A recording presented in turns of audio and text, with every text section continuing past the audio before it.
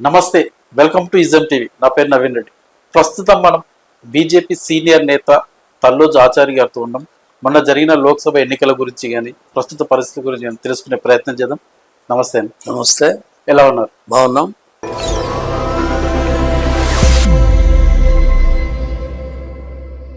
మొన్న జరిగిన ఈ లోక్సభ ఎన్నికల్లో దేశవ్యాప్తంగా బీజేపీ పార్టీ విజయావకాశాలు ఎలా ఉన్నాయి? తెలంగాణ రాష్ట్రంలో బీజేపీ పార్టీ డబుల్ డిజిట్ సాధించే సత్తా ఉందా? ముఖ్యంగా నాగర్ కర్నూలు పార్లమెంట్ గెలుస్తుందా? ఈరోజు పార్లమెంటు ఎన్నికలు, భారతదేశంలో జరిగినటువంటి ఎన్నికలు, ప్రపంచంలో ఉన్నటువంటి ప్రతి వ్యక్తి నరేంద్ర మోడీ గారు గెలవాలనేటువంటి ప్రజల కోరిక చాలా స్పష్టంగా కనపడ్డది. నిజంగా ఒక భారతదేశంలోనే కాదు, ప్రపంచంలో చాలా దేశాలలో కూడా ఓటు వేయడానికి ఇట్లా ఒకవేళ అవకాశం ఇస్తే, ఈవెన్ పాకిస్తాన్ కూడా అవకాశం ఇస్తే నరేంద్ర మోడీ గారికి 90% ఓట్లు ఎన్నిక సిద్ధంగా ఉన్నారు. ఇంకా భారతదేశంలో నరేంద్ర మోడీ గారికి ఓటు విషయంలో మనం ఎట్లా జరిగింది అని అంటే, చాలా పెద్ద ఎత్తున నేను ఒకనాడు ఇందిరాగాంధీ హత్య అనంతరం రాజీవ్ గాంధీ ఆనాడు ఎన్నికలప్పుడు ఒక సునామీ వచ్చింది, సింపతి సునామీ. ఆ సునామీ ఇవాళ మోడీ గారి సునామీని మా కళ్ళతోటి మేము చూడడం జరిగింది. కాబట్టి భారతదేశంతో పాటు తెలంగాణ కూడా ఈసారి, తెలంగాణ ప్రజలు కూడా, మేము గత 2 పర్యాయాలు మోడీ గారికి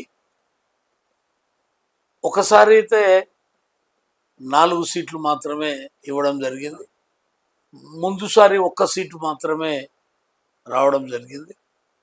కాబట్టి ఈసారి తెలంగాణ ప్రజల ఆకాంక్ష డబుల్ డిజిట్ దాటి అన్ని రాజకీయ పార్టీలని తలదన్ని, అన్ని రాజకీయ విశ్లేషకులు కూడా ఒక క్వశ్చన్ మార్క్గా ఏంది ఈ సునామీ, మోడీ గారి సునామీ అనే విధంగా రిజల్ట్ రాబోతుంది. ఇప్పుడు సీఎం రేవంత్ రెడ్డి గారిది, అలాగే మీది సొంత నియోజకవర్గం ఉమ్మడి మహబూబాబాద్ జిల్లానే కదా. అయితే ఇక్కడ రేవంత్ రెడ్డి పాపులారిటీ కొంచెం పెరిగింది. ఇక్కడ ఉన్న అసెంబ్లీ స్థానాలు అన్నీ కూడా కాంగ్రెస్ చేతుల్లోనే ఉన్నాయి. మరి ఇక్కడ బీజేపీ గెలుపు అనేది నాగర్ కర్నూలు పార్లమెంట్ కానీ మహబూబాబాద్ పార్లమెంట్ కానీ సాధ్యమేనా? ఇప్పుడు రేవంత్ రెడ్డి గారు పాపులారిటీ పెరిగిందా తరిగిందా అనేది రేపు ఎన్నికలు చెప్తాయి.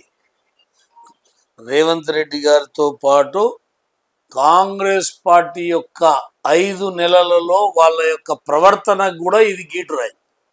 వాళ్ళ రేవంత్ రెడ్డి గారు ఇచ్చిన మాటలు ఏంటివి, చెప్పిన మాటలు ఏంటివి, చెప్పిన స్కీములు ఏంటివి, ఇవన్నీ కూడా మనం ఒకసారి బేరీజ్ చేసుకుంటే వారి యొక్క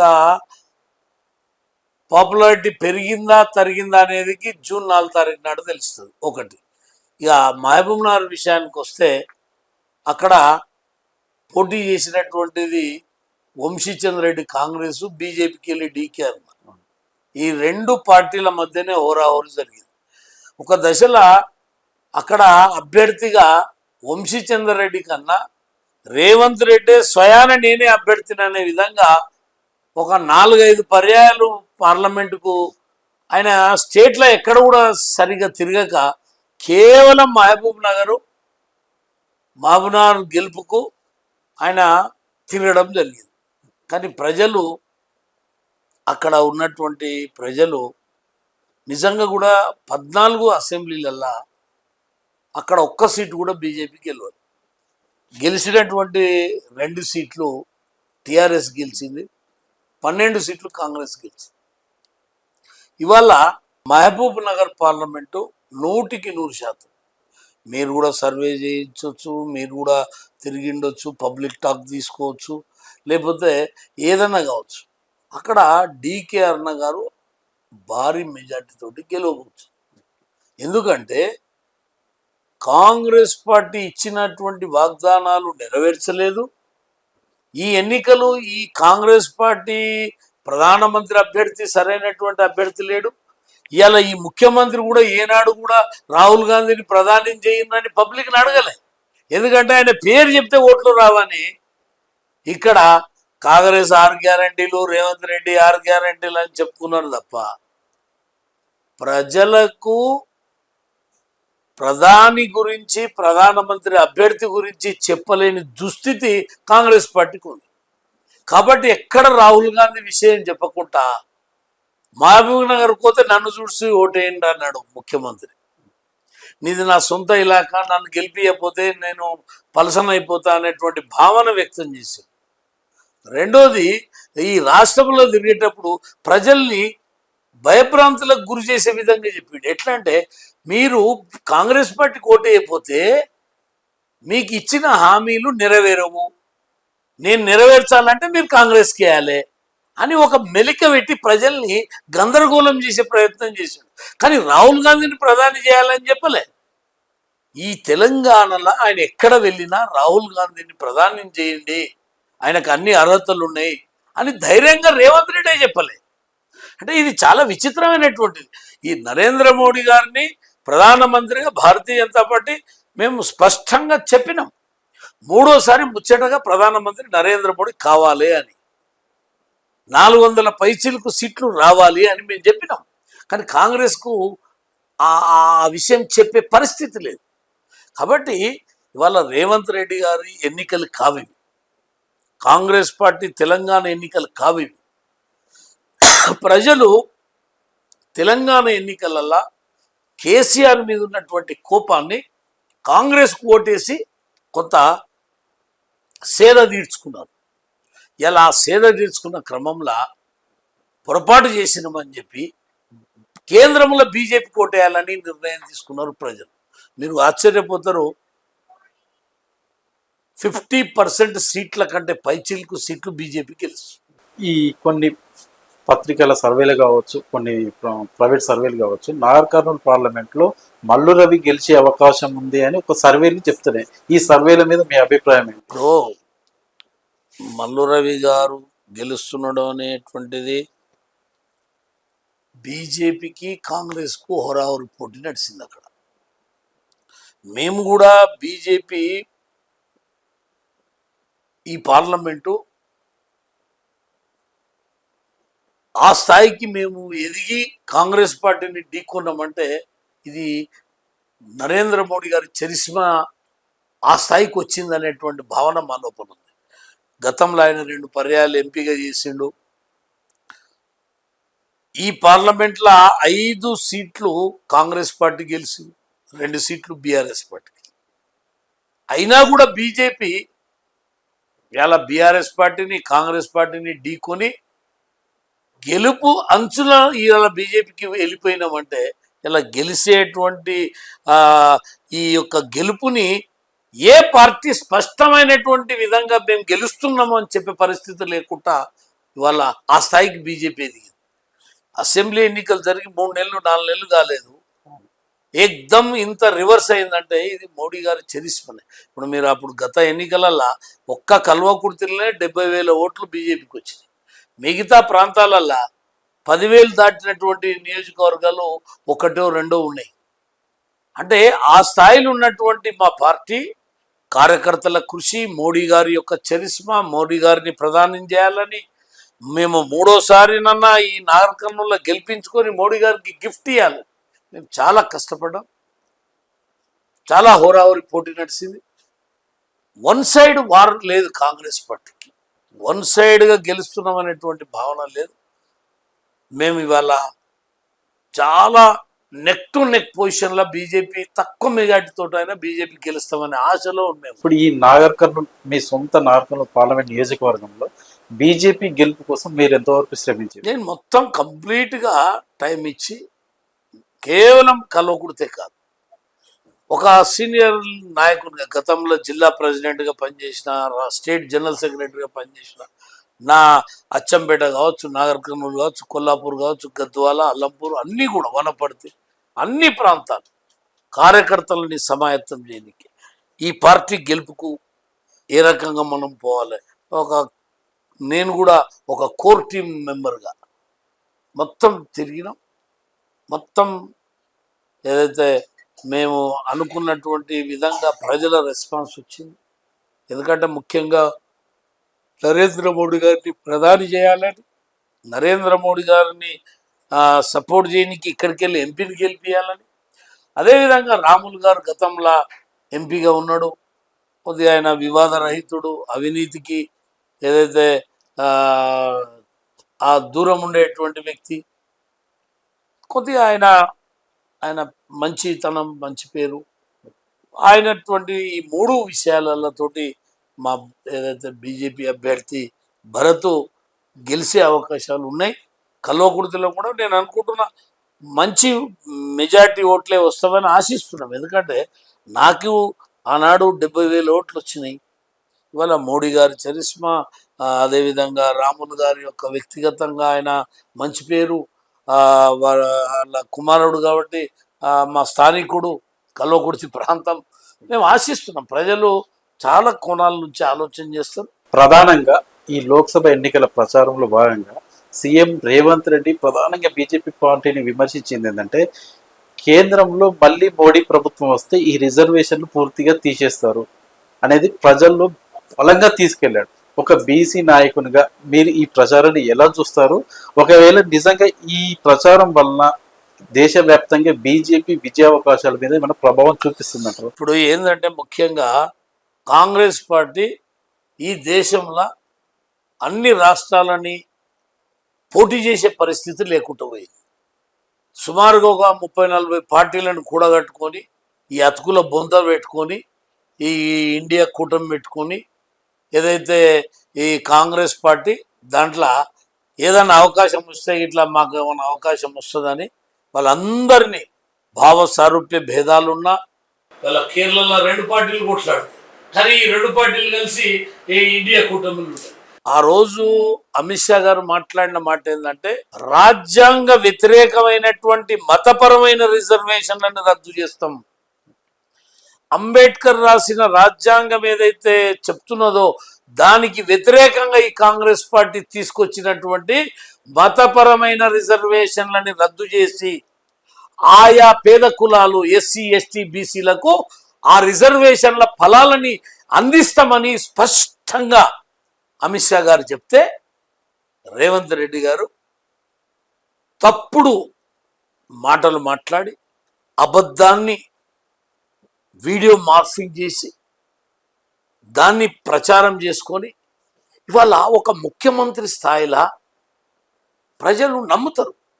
ఒక ముఖ్యమంత్రి మాట్లాడినా, ఒక ప్రధానమంత్రి మాట్లాడినా, ఒక హోంమంత్రి మాట్లాడినా ప్రజలు దానికి రెస్పాన్స్ ఉంటుంది. కానీ ఇవాళ ఈ ముఖ్యమంత్రి ఈ అబద్ధపు మార్ఫింగ్ వీడియోలు బయటకు వచ్చిన తర్వాత రేవంత్ రెడ్డి గారి యొక్క రేటింగ్ ఏదైతుందో, ఆయనకున్నటువంటి గౌరవం ఏదైతుందో పడిపోయింది. ఎందుకంటే రేవంత్ రెడ్డి గారు వీడియోలు మార్ఫింగ్ చేసి ఒక హోంమంత్రి, దేశానికి హోంమంత్రి, ఇలా ఒక్కొక్కసారి అది చాలా పెద్ద అలజడి సృష్టించేటువంటి సమస్య. రిజర్వేషన్లను ఎత్తేస్తానని మార్ఫింగ్ చేసి మాట్లాడినటువంటి వీడియోని రేవంత్ రెడ్డి గారు వాళ్ళ పార్టీ వాళ్ళ సోషల్ మీడియా దుష్ప్రచారం చేస్తే ఇమ్మీడియట్లీ బీజేపీ రెస్పాండ్ అయ్యి కేసులు పెడితే, చివరకు ఢిల్లీలో కేసు బుక్ అయితే దాన్ని తప్పించుకోనికే నిజాలన్నీ బయటకు వస్తామని ఆగ మేఘాల మీద తెలంగాణ పోలీసులు అప్పుడు కళ్ళు తెరిచి, ఢిల్లీ పోలీసులు కళ్ళు తెరిచిన తర్వాత ఇక్కడ ఈ కాంగ్రెస్ కనుసైగల్లో పనిచేస్తున్న పోలీసులు ఆగ మేఘాల మీద కేసు రిజిస్టర్ చేసి దాన్ని హైజాక్ చేసుకొని వాళ్ళ తప్పించుకునే ప్రయత్నం చేసి, నేను ఏమంటున్నట్టే అలా ఇంతకు నీచానికి దిగజారడం మంచిది కాదు. ఇంకొకటి, ముఖ్యమంత్రి రేవంత్ రెడ్డి గారి కులానికి కూడా, ఆయన కులం ఏదైతుందో ఆయన కులానికి కూడా నరేంద్ర మోడీ గారు రిజర్వేషన్ ఇచ్చారు. అది గుర్తుంచుకోవాలి రేవంత్ రెడ్డి. ఎలా అగ్రవర్ణాలలో ఉన్నటువంటి పేదలకు, చాలామంది అగ్రవర్ణాలలో ఉన్నటువంటి పేదలకు రిజర్వేషన్లు లేక, వాళ్ళకు ఆర్థిక స్తోమత లేక, వాళ్ళకు ఎలాంటి ఇబ్బందులు ఉంటే 75 ఏళ్లలో ఇలా దిక్కుమాలిన కాంగ్రెస్ పార్టీ రిజర్వేషన్ ఇవ్వకపోతే నరేంద్ర మోడీ గారు ఇచ్చారు.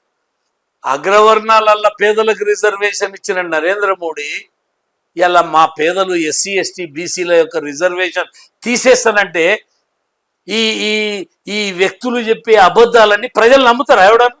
వాళ్ళ గుడ్ విల్ని వాళ్ళే పోగొట్టుకున్నారు. కాంగ్రెస్ పార్టీ దిక్కుమాలిన పార్టీ ఇలా ఇంత నీచాన్ని కొడిగొట్టుకొని ఒక నరేంద్ర మోడీ గారిని ప్రభుత్వం మళ్ళీ వస్తేనంట రిజర్వేషన్లు తీసేస్తుందంటే అలా ఏ స్థాయికి ఈ తప్పుడు ప్రచారాలు తీసుకుపోయారో మనం ఆలోచన చేయాలి.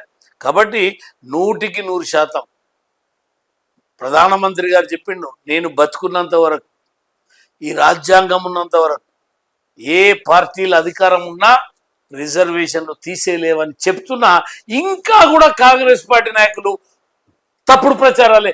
బీజేపీ వస్తే తీసేస్తుంది. అరే బీజేపీ 16 ఏళ్ళు రూలింగ్లు ఉన్నది, ఇప్పుడు 10 ఏళ్ళు ఉన్నది. వాజ్పేయి గారు 6 ఏళ్ళు ఉన్నాడు. 16 సంవత్సరాలు బీజేపీ కేంద్రంలో అధికారంలో ఉన్నది. 16 ఏళ్ళు మేము తీయనోళ్ళం అంటే ఇప్పుడు వస్తే తీస్తామట. చెప్పటానికన్నా సిగ్గుండాలే. ఇప్పుడు 16 ఏళ్ళు అధికారంలో ఉన్నాం, రాజ్యాంగం చెప్పిన విధంగానే నడుచుకున్నాం తప్ప రాజ్యాంగానికి వ్యతిరేకంగా మేము ఒక్కనాడు కూడా రాజ్యాంగ సవరణ చేయలే. సవరణ చేసి రాజ్యాంగాన్ని మార్చింది కాంగ్రెస్ పార్టీ. 70-60 సార్లు మార్చింది కాంగ్రెస్ పార్టీ. వాళ్ళు సిగ్గుండాలి, వాళ్ళు చెప్పాలి మేము ఎన్నడూ రాజ్యాంగాన్ని మారవాలి, మేము రాజ్యాంగం లోబడే మేము పనిచేస్తున్నాం. ఈ కేజ్రీవాల్ అరెస్ట్ తదనంతరం కూడా నార్త్ ఇండియాలో కొన్ని రాష్ట్రాలలో బీజేపీ కొన్ని సీట్లు కోల్పోతుంది, గతంలో కంటే భారీగా కోల్పోతుంది అనేది కూడా ఒక చర్చకైతే వచ్చింది. మరి వీటి ప్రభావం అంటే భారతీయ జనతా పార్టీ ప్రధానంగా 400 సీట్లే టార్గెట్గా వస్తున్న సమయంలో దీని ఎఫెక్ట్ ఏమన్నా ఉంటుందా? ఇప్పుడు కేజ్రీవాల్ గారి అరెస్టు బీజేపీ చేతిలో లేదు. ఒకవేళ బీజేపీ చేతుల్లో ఉంటే నిజంగానే మేము చేయదలుచుకుంటుంటే ఆఫ్టర్ ఎలక్షన్ చేయదని చెప్తుంటుంది. మీరే అంటారు మాకు నష్టం వస్తుందని. మాకు నష్టం వచ్చే పని మేమెందుకు చేస్తాం? మా ప్రమేయం ఏం లేదు కాబట్టి, మా ఒత్తిడి ఏం లేదు కాబట్టి ఎన్నికల వేళ కూడా ఇలా సిబిఐ కానీ ఈడీ కానీ ఆ నిర్ణయం తీసుకున్నదంటే ఇవాళ మా ప్రమేయం ఏమున్నట్టు? మాకు నష్టం వస్తుందని మీరే అంటున్నారు. ప్రజలు సీట్లు తక్కువ, మాకు సీట్లు తక్కువ వచ్చే ప్రసక్తి లేదు. ఒకవేళ కేజ్రీవాల్ గారు తప్పు చేయకుంటే ఇలా 40 పార్టీలు ఉన్నాయి, ఆయన కొరకు ఎందుకో ధర్నా చేయలేదు? కాంగ్రెస్ పార్టీ ఒక్కరోజు కూడా ఎందుకో ఉద్యమించలేదు? ఎందుకు? ఆయన నీతివంతుడైతే ఆయన 40 పార్టీలు ఇలా ప్రజల ముందు ఎందుకో మాట్లాడతలేవు? రేవంత్ రెడ్డి ఈ కేజ్రీవాల్ గురించి ఒక్కరోజన్నా మాట్లాడిండా? ఒక్కరోజు రేవంత్ రెడ్డి గారు మాట్లాడిండా ఈ విషయంలో? ఈ దేశంలో కాంగ్రెస్ పార్టీ ఎక్కడన్నా మాట్లాడిందా? అంటే ఆయన చేసింది వాస్తవం. ఎందుకు ఆయన చేసింది వాస్తవం అంటే దాని లింక్ ఇక్కడ టీఆర్ఎస్లో ఉంది. మరి ఎందుకు రేవంత్ రెడ్డి ఖండించలేదు? కవితకు ఏమాత్రం సంబంధం లేదు, కేజ్రీవాల్కు సంబంధం లేదని రేవంత్ రెడ్డి ఎందుకో చెప్పడు? అంటే కేజ్రీవాల్ చేసింది కరెక్టే. కేజ్రీవాల్ని ఒక ముఖ్యమంత్రిని ఒక బీజేపీ పార్టీ ఎన్నికల వేళ మేము ఆయన చెయ్యని తప్పు గిరికిస్తే మాకు నష్టం జరగదా? ప్రజలు ఆలోచన చేయరా? ఇలా మేము ఇంత డేర్గా ఉన్నామంటే దానికి కారణం ఏంది? ఎవరు పాపం చేస్తే వాళ్ళు శిక్ష అనుభవిస్తారు, మేము తప్పు చేస్తే ప్రజలు మాకు శిక్షిస్తారు. వాళ్ళ ఇక్కడ తెలంగాణలో కావచ్చు ఒక మాజీ ముఖ్యమంత్రి బిడ్డ, ఒక పవర్ఫుల్ పార్టీ టిఆర్ఎస్ పార్టీ అని చెప్పుకునే పార్టీ ఆయన బిడ్డను తీసుకుపోయి లోపటేస్తే ఈ ఎన్నికలలో ఒక్క తానన్న కేసీఆర్ నా బిడ్డ తప్పు చేయలే అని చెప్పిండా? ఎక్కడన్నా స్పీచ్లలో మోడీ గారు నా బిడ్డను కక్ష పట్టి అరెస్ట్ చేసిన ఏంటన్నా చెప్పిండా? అలా ఆయన కేటీఆర్ చెప్పిండా? హరీష్ రావు చెప్పిండా? ఆ జోలి మర్చిపోయారు. ఎందుకు? ఆ జోలు తీస్తే అది వాళ్ళ మీదే దుమ్ము పడుతుంది. కాబట్టి ఇక్కడ బిడ్డ పోయినా కూడా ఈయనకు సోయి లేదు. అక్కడ కేజ్రీవాల్ ఈ ఇండియా కూటమిలో పోయినా కూడా కాంగ్రెస్ పార్టీకి సోయి లేదు. కాబట్టి కేజ్రీవాల్ ఆ కూటమి వాళ్ళే మద్దతు ఇయ్యలేదు, ప్రజలే మద్దతు ఇస్తారు. కాబట్టి మేము ఖచ్చితంగా అబ్కి బార్ 400 పార్ 400 సీట్లు పై చిలుకు. నేను చెప్పినా కదా, ఇండియాలో కాదు, పాకిస్తాన్, బెలూచిస్తాన్ ఏ దేశంలో ఎలక్షన్లు పెట్టురు మోడీ గారి పేరు మీద, ఆ దేశంలో మొత్తం మోడీ గారికి ఓటేస్తారు. ఇక మీ విషయానికి వస్తే నిత్యం ప్రజలల్లే ఉంటూ ప్రజా సమస్యలపైన మీరు ప్రతి నిత్యం పోరాడుతూనే ఉంటారు. కల్వకుర్తి ఎత్తిపోతల గురించి కావచ్చు, ఉమ్మడి మహబూబ్నగర్ జిల్లా రైతు సమస్యలు సాగునీటి తాగునీటి గురించి కావచ్చు, కల్వకుర్తి రెవెన్యూ డివిజన్ గురించి కావచ్చు, తెలంగాణ ఉద్యమంలో కీలకంగా ఉద్యమించే పలు సందర్భాలు నిత్యం మీరు ప్రజలలోనే పోరాడుతున్నారు. కానీ గెలుపు అంచుల వరకు వచ్చి ఓడిపోతున్నారు. ఎందుకు ఇలా జరుగుతుందంటారు? పోయినసారి బీఆర్ఎస్ గాలి రాష్ట్రంలో విపరీతమైనటువంటి గాలి ఉన్నది. మీరు మహబూబ్ నగర్లో 14 నియోజకవర్గాలలో 10 నియోజకవర్గాలు 50,000 పైచిలకు మెజార్టీతోటి గెలుస్తుంది. 50,000 పైచిలకు. రేవంత్ రెడ్డి గారు కూడా 16,000 తోటి ఓడిపోయాడు. కొడంగల్ 16,000 20,000 ఓడిపోయాడు. అంటే రేవంత్ రెడ్డి గారు కూడా ఇప్పుడు ముఖ్యమంత్రి అయినటువంటి వ్యక్తి కూడా టిఆర్ఎస్ గాల్లో 16,000 తోటి ఓడిపోయాడు. కానీ ఆనాడు ఆచారి 1,500 ఓట్లతోటి ఓడిపోయినా. 3,000 ఓట్లు 1,500 వస్తే గెలిచేది. అంటే 14 నియోజకవర్గాలలో 50,000 60,000 70,000 మెజార్టీతోటి గెలిచిన పాలమూరు జిల్లాల ఆచారి 3,000 తోటి ఓడిపోయినాం. అంటే బీజేపీకి గాలి ఆనాడు లేకున్నా మేము కష్టపడ్డాం, కార్యకర్తలు కష్టపడ్డారు, మోడీ గారి ఆశీర్వాదం, బీజేపీ ఏదైతే గెలవాలని మా కార్యకర్తల కష్టం వల్ల మేము ఉద్యమాలు చేసినాం. ఆర్డీఓ సెంటర్గా అమరణ నిరాదీక్ష చేసినాం, ఎత్తిపోతల కొరకు ఉద్యమాలు చేసినాం, ఏదైతే పెండింగ్ ప్రాజెక్టుల కొరకు ఉద్యమాలు చేసినాం, ప్రజా సమస్యల మీద నిరంతరం పోరాటాలు చేసినాం. అందుకే మాకు 60,000 ఓట్లు పోయినసారి వచ్చినాయి. ఈసారి ఇంకా 10,000 పెరిగి 70,000 ఓట్లు వచ్చినాయి. ఇవాళ ఓట్లు రావడం, ఈ కార్పొరేట్ రాజకీయ నాయకులు రావటం వల్ల, కోట్ల రూపాయలు వెదజల్లడం వల్ల రోజుకో పార్టీ మారి ఏ పార్టీ గాలి ఉంటే ఆ పార్టీలకు పోయి వాళ్ళతోటి ఢీకొనడం. వాళ్ళ కాంగ్రెస్ పార్టీ మొన్న గెలిచిందంటే 5 మంది అభ్యర్థులని విత్డ్రా చేపించి అక్కడ ఉన్నటువంటి వంశీచందర్ రెడ్డి నిలబడితే గెలవమని చెప్పి టిఆర్ఎస్ పార్టీ ఎమ్మెల్సీని తెచ్చుకొని అక్కడ ఉన్నటువంటి 2-3 బీఆర్ఎస్లా నేను ఎమ్మెల్యే కావాలని బాలాసింగ్ కొట్లాడేది, ఆయన విత్డ్రా అయ్యిండు, రాఘవేందర్ రెడ్డి విత్డ్రా అయ్యిండు, ఈ వంశీచందర్ రెడ్డి విత్డ్రా అయ్యిండు, ఎమ్మెల్యే కావాలనుకున్న నారాయణ రెడ్డి పార్టీ మారించిండు.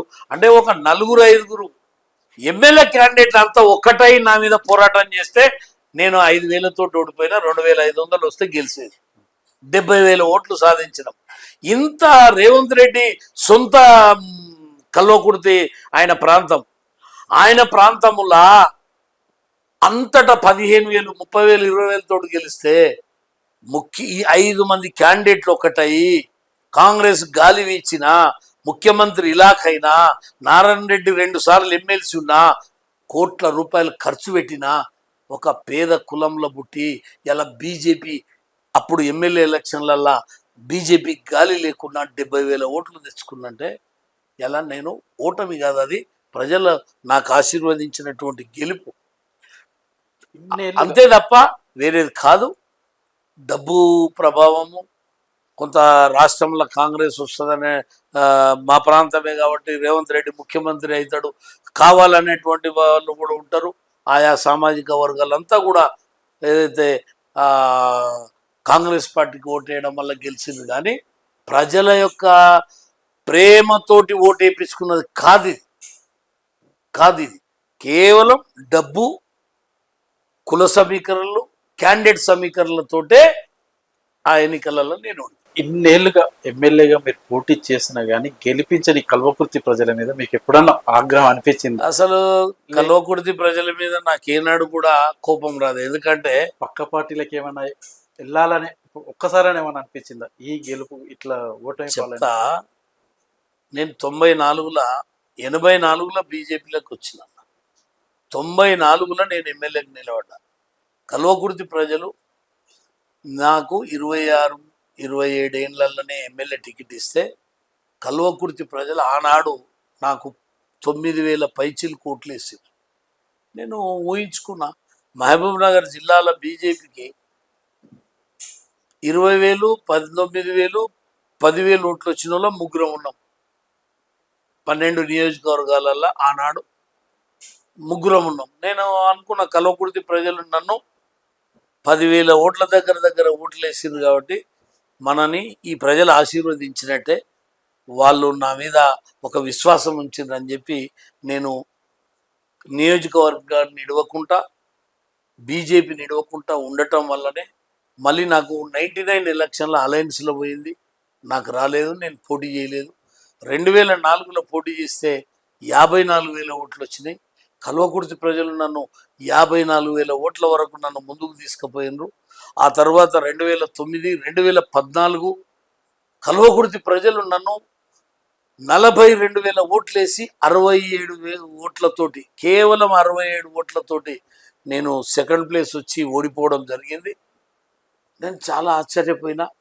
ఒక ఒక బీద అభ్యర్థిగా, ఒక బీసీ అభ్యర్థిగా ఆనాడు పోటీలో ఇదే నారాయణ రెడ్డి ఉన్నాడు, ఆయనకి 20,000 ఓట్లు వచ్చినాయి. కిష్టారెడ్డి ఉన్నాడు, ఆయనకు 10,000 ఓట్లు వచ్చినాయి. ఆనాడు జైపాల్ యాదవ్కు 20-25,000 ఓట్లు వచ్చినాయి. ఆనాడు వంశీచంద్రరెడ్డి కాంగ్రెస్కి వెళ్ళి నాకు ఇద్దరికి 42,000 వచ్చి 67 ఓట్లు పోస్టల్ బ్యాలెట్లు ఎక్కువ వస్తే ఆయన గెలిచిండు. నాకు ఎందుకు కోపం వస్తుంది? కల్వకుర్తి ప్రజలు నన్ను ఈ స్థాయికి తీసుకొచ్చిర్రు కదా, గెలుపు అంచులకు తీసుకొచ్చిర్రు కదా, నాకు వాళ్ళ మీద చాలా కృతజ్ఞత భావం ఉన్నది. ఏ రోజు కూడా కల్వకుర్తి ప్రజలు, పేద ప్రజలు, అణగారిన ప్రజలు, బడుగు బలహీన వర్గాల ప్రజలు, ఏదైతే కల్వకుర్తి అభివృద్ధిని ఆకాంక్షించే ప్రజలు, ఈ కుల సమీకరణలు, ఈ డబ్బు సమీకరణలు, ఈ క్యాండిడేట్ సమీకరణల, ఈ ఈ ఈ ఏదైతే ఈ అధికార పార్టీ ఉంటే అవకాశవాదులు ఉన్నటువంటి వాళ్ళని సమీకరించుకోకపోవడం వల్ల ఓడిపోయినే తప్ప కల్వకుర్తి ప్రజల యొక్క ప్రేమ నా మీద నిండు ఉన్నది. కాబట్టి మళ్ళీ మొన్నటి ఎలక్షన్ల 18లో 60,000 ఓట్లు వచ్చినాయి.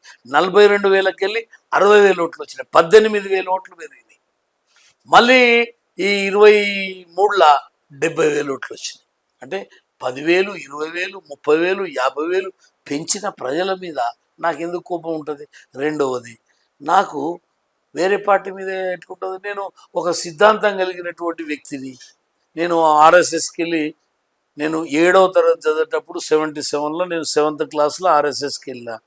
నేను 10th క్లాస్లో ఏబీవీపీలకు పోయినా. ఈ ఇంటర్మీడియట్లో నేను మహబూబ్నగర్ ఏబీవీపీకి వెళ్ళి మహబూబ్నగర్ ఎంఈఎస్ కాలేజ్ ప్రెసిడెంట్ అయినా. ఆ తర్వాత 84లో బీజేపీకి వచ్చిన. ఇవాళటి వరకు నేను బీజేపీలోనే ఉన్నా. నాకు బీజేపీ ఓడిపోయినా కూడా నన్ను నా అంచెలంచెలుగా నా ఓటు షేర్ పెరగటం వల్ల, ప్రజల ఉద్యమాలు, ప్రజల కార్యక్రమాలు, నిరంతర పోరాటాలు చేయటం వల్ల నాకు పార్టీ స్టేట్ జనరల్ సెక్రటరీ ఇచ్చింది, all India national commission member ఇచ్చింది. నాకు బీజేపీ నేను గెలిచేటువంటి అవకాశాలు 2-3 సార్లు ఉన్న చిన్న చిన్న వేవ్ లేకపోవడము, కొద్దిగా డబ్బు లేకపోవడం వల్ల నేను ఓడిపోవచ్చు. కానీ నాకు పార్టీ కానీ, కార్యకర్తలు కానీ, ప్రజలు కానీ, కల్వకుర్తి ప్రజలు కానీ నాకు ఎప్పుడు అండగా ఉన్నారు, వాళ్ళు ఎల్లవేళలు ఉన్నారు. నా నా నా చివరి శ్వాస ఉన్నంత వరకు కల్వకుర్తే నా లక్ష్యం, కల్వకుర్తి అభివృద్ధి నా ధ్యేయం, కల్వకుర్తే నా షెల్టరు, కల్వకుర్తి ప్రజలే నా యొక్క బ్యాక్ బోన్. గత తెలంగాణలో ఉప ఎన్నికలు జరిగినాయి. దుబ్బాక కావచ్చు, హుజురాబాద్ కావచ్చు, జిహెచ్ఎంసీ ఎలక్షన్స్ కావచ్చు. ఈ ఎన్నికల్లో బీజేపీ ఒక అద్భుతమైన ప్రదర్శించింది. ఈ పర్ఫార్మెన్స్ తోటి తెలంగాణలో ఒక తిరుగులేని పార్టీగా ఎదిగింది. ఇలాంటి సమయంలో అసలు కాంగ్రెస్ పార్టీ ఊసిలేదు, కాంగ్రెస్ పార్టీ పని అయిపోయింది తెలంగాణ రాష్ట్రంలో అనుకున్న సమయంలో కాంగ్రెస్ పార్టీ అధికారంలోకి వచ్చింది, బీజేపీ పార్టీ 3వ స్థానానికి పోయింది. దీనికి కారణం బీజేపీ పార్టీలో అంతర్గత గ్రూపు రాజకీయాలు, ఇలా కొన్ని విమర్శలు వచ్చాయి. ఇప్పుడు వీటన్నిటిని మీరు అధిగమించినట్టేనా? ఇప్పుడు ఏమైందంటే అసెంబ్లీ ఎన్నికల ముందు ఈ బీఆర్ఎస్ పార్టీని ప్రజలు చాలా వ్యతిరేకతతో ఉన్నారు. దానికి కారణం బీజేపీ వాస్తవాల మీద ఉద్యమాలు చేసి కాంగ్రెస్ పార్టీ చెతికిలబడ్డది, లేవలేని పరిస్థితి ఉన్నది. కాంగ్రెస్ పార్టీ అటు దేశంలో కానీ, ఇటు తెలంగాణలో కానీ ఎక్కడ కూడా లేచే పరిస్థితి లేకున్నది. కానీ బీజేపీ ఢీకొని ప్రజలని ఏదైతే ఉద్యమాల రూపం వైపు మళ్లించి కేసీఆర్ యొక్క అవినీతి, నిరంకుశ, ప్రజా వ్యతిరేక పాలనని ఉద్యమించే క్రమంలో బీజేపీ ముందు ఉంది. కానీ కాలక్రమేణా జరిగినటువంటిది ఏంటంటే మా పార్టీకి కర్ణాటకలో మేము ఓడిపోవడం. కర్ణాటకలో ఓడిపోయిన వెంటనే మాకు మునుగోడు బై ఎలక్షన్లు వచ్చింది. మునుగోడు బై ఎలక్షన్లా కేసీఆర్ 100 మంది ఎమ్మెల్యేలు, ఒక్కొక్క బూతుకు ఒక ఎమ్మెల్యేని పెట్టి, ఒక్కొక్క మండలానికి 2-3 మంత్రులను పెట్టి అసలు పాలనా వ్యవస్థని మొత్తం కూడా అక్కడ తీసుకొచ్చి మా మీద అనేక అబద్ధాలు, అప్పుడు రాజగోపాల్ రెడ్డికి 3,000 కోట్ల పని ఇచ్చిండ్రని చెప్పి అబద్ధపు ప్రచారాలు చేసి కాంగ్రెస్ బీఆర్ఎస్ రెండు ఒకటై ఆనాడు కాంగ్రెస్ పార్టీ అదేవిధంగా బీఆర్ఎస్ పార్టీ వీళ్ళిద్దరూ బీజేపీని ఓడగొట్టాలని ఒక్కటై రాజగోపాల్ రెడ్డి ఓడిపోవడం మాది రెండో దెబ్బగా మేము భావించాలి. కర్ణాటకలో ఓడిపోవడం, ఇక్కడ మేము ఓడిపోవడం, ఈ రెండు దెబ్బలు మాకు. మా దాంట్లో కొంతమంది ఇతర పార్టీలకు వెళ్ళి కొంతమంది నాయకులు వచ్చారు, బీజేపీ బలంగా ఉంది, బీజేపీ గట్టిగా ఉంది, బీజేపీలో పోతే మనకు బాగుంటుంది అని చెప్పి కొంతమంది రావడం జరిగింది. దాన్ని వచ్చిన తర్వాత ఈ రెండు కర్ణాటక ఈ మునుగోడు ఎన్నికల తర్వాత ఈ కొంతమంది నాయకులు ఏం చేసిందంటే బీజేపీకి వెళ్ళి కాంగ్రెస్ వైపు వెళ్ళడం జరిగింది. కాంగ్రెస్ వైపు వెళ్ళడంతో ఆ యొక్క ప్రక్రియల బీజేపీ ఏదైతే 3 విషయాలలో మేము దెబ్బతిన్నాం, కర్ణాటక ప్లస్ మునుగోడు. కొంతమంది స్వార్థ రాజకీయ నాయకులు బీజేపీలోకి వచ్చి మళ్ళీ వాళ్ళు యూటర్న్ తీసుకొని కాంగ్రెస్లోకి వెళ్ళిపోయారు, ఒకరిద్దరు అమ్ముడపోయి బీఆర్ఎస్లోకి వెళ్ళిపోయారు. ఈ 3 విషయాలల్లో బీజేపీ బీఆర్ఎస్ ఒకటే అని చెప్పి ప్రచారం చేయటం వల్ల మేము ఏదైతే దాన్ని డిఫెండ్ చేయలేకపోయినాం. కొన్ని అంతర్గత విషయాలలో కూడా కొన్ని మేము సరిదిద్దుకోలేనటువంటి సమయం లేకపోవడం, దానివల్ల మేము నష్టపోయింది వాస్తవం. ఇవాళ మేము చెప్తున్నాం 8 సీట్లు గెలిచినాం. ఇంకా కొద్దిగా మేము కొద్దిగా ప్లాన్ చేసుకొని కష్టపడితే మాకు ఇంకొక 8-10 సీట్లు ఇప్పుడు ఉదాహరణ నా సీట్ కావచ్చు, ఇంకా ఇట్లా చాలా సీట్లు, ఇవన్నీ కరీంనగర్ కావచ్చు, లేకపోతే అరవింద్ కానీ, ఇట్లా కొన్ని సీట్లు మేము తక్కువ ఓట్లతోటి పోయినాం. ఈ సీట్లతోటి పోయినటువంటి 8-9 ఉన్నాయి. అంటే మేము ఇంకొక 10 సీట్లు మా యొక్క కొన్ని లోపాల వల్ల, క్యాండిడేట్ లోపం ఉంటుంది, ఒకతాన ఆర్థికంగా ఇబ్బందులు ఉంటాయి, అట్లా మా లోపాలతోటి కొన్ని సీట్లు పోయినాయి. ఈ 20 సీట్లు మేము గెలిచేటువంటిది ఉండేది. అయితే ఈ క్రమంలో కాంగ్రెస్ పార్టీ ప్రజలని నమ్మించింది ఏంటంటే 6 గ్యారంటీలు ఇస్తాం. ఈ 6 గ్యారంటీలు ప్రజలకి ఇచ్చినట్టే, ఇంటింటికి వచ్చిర్రు, ఒక కార్డు ఇచ్చిర్రు, ఈ 6 మీకు ఇస్తాం, మీరు ఈ 6 రావాలంటే మీరు కాంగ్రెస్ పార్టీ కోటేయాలి. ఇక డేట్లు, గడియలు, సమయాలు, డేట్ ఆఫ్ బర్త్లు అన్ని పెట్టి, అంటే డేట్ ఆఫ్ బర్త్ ఎవరు దాన్ని ఉంటే వాళ్ళ పార్టీ వాళ్ళకి చెప్పిర్రు, డేట్లు చెప్పిర్రు, గడియలు చెప్పిర్రు, అన్నీ చెప్తే ప్రజలు ఎట్లా అయినా దింపదలుచుకున్నాం, వీళ్ళేమి ఇవి ఇయ్యదలుచుకున్నారు, ఆశపడి బోల్తా పడ్డారు. ఇప్పుడు నేను ఒకటే చెప్తున్నా, నిజంగానే 50% సీట్లు అన్ని పార్టీల కంటే ఎక్కువ వస్తే కాంగ్రెస్ పార్టీ రెఫరెండం ఉన్నట్టు చెప్పిండు కదా రేవంత్ రెడ్డి, ఇది నా రెఫరెండం అని. మరి ఆయన స్వీకరిస్తాడేమో ఇప్పుడు చెప్పమని, 100 రోజుల పాలన రెఫరెండం అన్నాడు కదా. మరి ఒక్క సీట్ ఎక్కువ వచ్చినా దానికి ఆయన రాజీనామా చేస్తాడేమో అడుగురు. ఒక్క సీట్ ఎక్కువ వస్తే ఆయన కంటే బీజేపీకి ఒక్క సీట్ ఎక్కువ వస్తే రాజీనామా చేస్తాడేమో అడుగురు. అంటే రాజీనామా చేసి మాకేమి ఇవ్వమంటలేము, కాంగ్రెస్ పార్టీలోనే ఉండమని. అంటే నేను ఏమంటున్నాను, రెఫరెండం అని ఆయనే ఒప్పుకున్నాడు కదా, అంటే ఆయన పాలన బాగలేనట్టే కదా. కాబట్టి మేము ఒకటే చెప్తున్నాం, ఇలా మా 2 పర్యాయాలు మోడీ గారి పాలన మీద మాకున్న సీట్ల కంటే ఎక్కువ ఎన్ని సీట్లు వచ్చినా మా రెఫరెండాన్ని మేము అధిగమించినట్టే కదా. కాబట్టి ఖచ్చితంగా తెలంగాణలో మేము 12 సీట్లు సాధించే అవకాశాలు నిండుగున్నాయి. ఒకవేళ ఏమన్నైతే 1-2 సీట్లు అటు ఇటు కావచ్చు. ఖచ్చితంగా కాంగ్రెస్ పార్టీ కన్నా ఒక్క సీట్ అన్నా మేము ఎక్కువ ఉంటాం. ఇది తెలంగాణలో మా రెఫరెండం. గత 40 సంవత్సరాల నుంచి ఒకే పార్టీ ఒకే సిద్ధాంతానికి కట్టుబడి బీజేపీ విజయం కోసం మీరు కృషి చేస్తున్నారు. రాష్ట్ర వ్యాప్తంగా బీజేపీ అభిమానుల్లో మీకు ఒక మంచి పేరుంది. ఈ అలుపెరగని సైనికుడిలా మీరు పోరాడుతూనే ఉన్నారు కదా, మరి మళ్ళీ వచ్చే ఎలక్షన్లో కల్వకుర్తి గడ్డ మీద మళ్ళీ మీరు పోరాటానికి సిద్ధమే? ప్రజల కొరకు పోరాటం చేసేది 100% చేస్తాం, పార్టీకి పనిచేసేది 100% చేస్తాం. రేపు ఏం జరుగుతుందో తెలియదు, బైఫర్కేషన్ కావచ్చు, అసెంబ్లీలో విడిపోవచ్చు, కొన్ని జరగవచ్చు, ఉండొచ్చు. పేర్లు ఉండొచ్చు, పేర్లు లేకపోవచ్చు. పార్టీ తీసుకునే నిర్ణయాలు ఏ రకంగా ఉంటాయి, ఆనాడు ఉన్నటువంటి సిచ్యువేషన్ ఏంది, ఇవన్నీ కూడా ఉంటాయి. ఇంకా 5 ఏళ్ళు ఇప్పుడు మా అంటే 4.5 years, ఈ 5 నెలలు అయిపోయింది, 6 నెలలు అయిపోతే 4.5 years పోటీ చేస్తాము. పోటీ చేయించేది పార్టీ, నేను మాత్రం పనిచేసేది నేను పార్టీ కొరకు, ప్రజల కొరకు. నిరంతరం కల్వకుర్తి అసెంబ్లీ, పాలమూరు జిల్లా, తెలంగాణ ప్రాంతంలో పార్టీ కొరకు నిండా రూపాయి పనిచేసే బాధ్యత ఖచ్చితంగా ప్రాణం ఉన్నంత వరకు పనిచేసేది తప్పదు. మేము చేస్తాం. మేము సిద్ధాంతాల కొరకు వచ్చినాం. ఏదైతే ఈ సిద్ధాంతాల మీదనే పనిచేస్తాం, ఆ దిశలోనే మేము ముందు. చివరిగా మా ఇజం టీవీ తరఫున ఒక క్వశ్చన్. కేంద్రంలో మళ్ళీ బీజేపీ ప్రభుత్వం వస్తే ఆచారి గారికి కీలక పదవి దక్కే అవకాశం ఏమైనా ఉందా? మా అందరి కోరిక నరేంద్ర మోడీ గారు భారీ మేజర్ తోటి 3వ సారి ప్రధాని కావాలి.